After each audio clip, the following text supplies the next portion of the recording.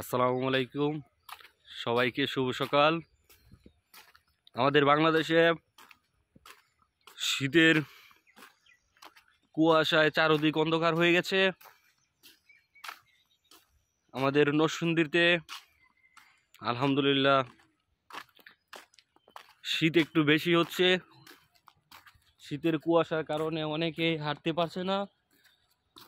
শিশুরা সকালবেলা ভোরকা নিয়ে মাদ্রাসায় যেতে পারছে না। অনেকে এই কুয়াশার কারণে ঘর থেকে বাইর হতে পারছে না। সবাই কর্মস্থলে যেতে পারছে না। আপনারা কুয়াশা দেখতে পাচ্ছেন, অতিরিক্ত কুয়াশা পড়ছে আমাদের বাংলাদেশে।